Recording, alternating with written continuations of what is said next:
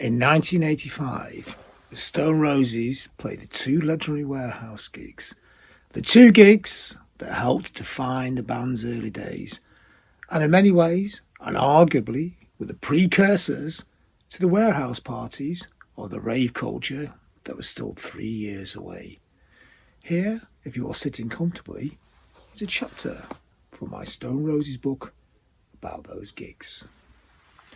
The Roses needed something to give them mystique, an edge, something to take them beyond the local band support treadmill. They had a few fans and the then thuggish mate following. They had the numbers. They were worth more than a few mediocre supports around town. It was Steve Adge that came up with the idea. The warehouse parties were a stroke of genius. In 1985, years before the acid house scene made the norm, the thought of grabbing a warehouse and putting on a party was pretty novel. Inspired by his trip to London, the Adge was working out the logistics of an all-nighter in Manchester. The whole idea was to have a powerful effect on the Stone Roses and the way they operated in the future, and sparked the belief that they could be a powerful pop force and play outside the established music business network. Being a master blagger, Adge phoned British Rail and hired a railway arch on Fairfield Street, just behind Piccadilly Station. He didn't exactly tell British Rail what he was hiring the arch for. He paid the money, hired in the PA, and kept stum. And now, we're going to have a look at that railway arch as it is today. Video live transmission. John Robb calling from Manchester city centre, just behind Piccadilly Station. These anonymous looking arches, old warehouses, as you see down here, were the site of the Stone Roses' famous warehouse gigs way back.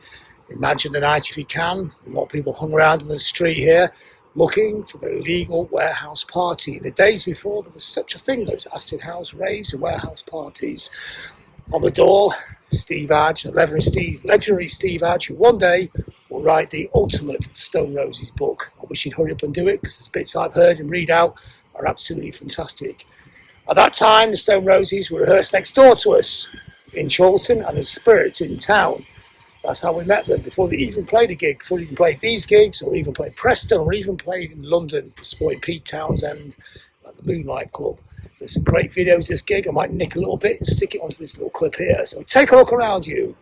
The warehouse raves. There's a little taster for future filming as I turn the camera around Manchester's glorious red brick centre. The sunlight bouncing off the red bricks is one of the most beautiful sights in the world. You will see behind me, slightly blurred, but still there, the famous Star and Garter. What a fantastic venue.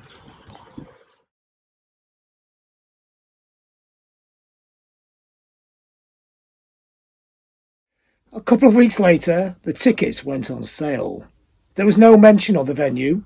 A swift phone call to Spirit Studios will locate the place for the discerning punter. It was all worked out very well, a military operation. Manchester's first ever warehouse party was underway. The tickets screamed, Blackmail Records presents Manchester's first warehouse party, adding Warehouse 1, The Flower Show, with special guests, the Stone Roses. The party was on July the 20th, 1985, and after the sound check, the band went round to Ian Brown's flat in the now demolished Charles Barry Crescent in Hume to hang out and get through the long wait to stage time in a bit more comfort than a dank warehouse in the city centre. No one knew what to expect. Would anyone turn up? It'd been a cool plan, but who would turn up to this show? One of the faces around town was Steve Cresser, who still hanging out from the old Twisted Wheel days, and he also knew Andy Cousins from that period.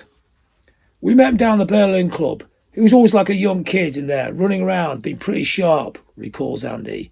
I spoke to him and he sort of joined the gang. He's one of the few people that we let into the rehearsals and hang around. There's always loads of people that wanted to come down and watch us rehearse, but we couldn't really allow it. It would have been really horrible. For Brown, Cresser was a soulmate and an inspiration. Cousins remembers, he was a real culture vulture, always taking things from people. He looked to Cressor as some sort of entertainment manager. Currently warring in the rotten hulk of the Hume Flats, Brown and his coterie mates and gang members were living the rock and roll dream, careless and carefree. At that time, Hume was the biggest squatted area in Europe. In fact, just outside this window, right next to Joy Division Bridge. It was just like Crescents, flats, walk-ups. Most of them were rent-free. Not officially squats, it's just I don't think the council felt honourable, even charging rent for the state the place was in. People kind of move in, turn the electric on, crank up next door's electricity. It was 24-hour parties. It was students, misfits, dropouts, musicians. Fantastic place.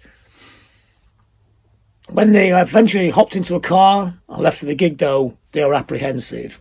Maybe no one would show up. Maybe no one would find the place, because nobody in those days went behind Piccadilly Station. Manchester city centre in 1985 was a different world than it is nowadays.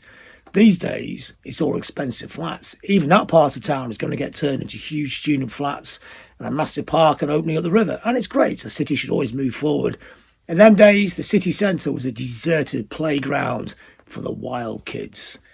When they arrived at 11 o'clock, ready to play the show, they were shocked by the number of people wandering around the street, the deserted street, and loads of hipsters and kids turning up for the Stone Roses gig. They sat in the car, wondering what the fuck are all these people doing hanging around Fairfield Street, until they realised that they were down for the Stone Roses show.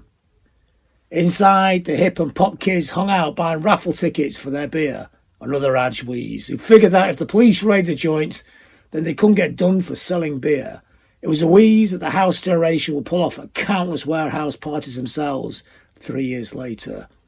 It was this night that the legend of the Stone Roses was truly born, and the band was talked about in the Manchester grapevine for months afterwards. They hit the stage and blew the place apart, and Cousins remembers certain band members really going for it.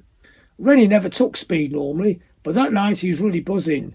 Normally, he's fast enough as it is, but at this gig he was like a hyper version of Keith Moon. At the end of the show he passed out. He was convulsing and everything. We thought he was going to die. There's no real press there though, although City Life, the local Manchester listings magazine, man on the spot described them as stunning and loud. For Cousins, the warehouse parties were the peak of his career with the band. They were the best 2 gigs I ever played with them. There was nearly 400 at the second one. It really felt like a major event. It was brilliant. For the Stone Roses, the initial warehouse party was their first Manchester triumph. And for Steve Hadge, it was something to work on. He would be the warehouse party promoter. He wanted on to promote a certain ratio in similar circumstances soon after. And the Roses again that November.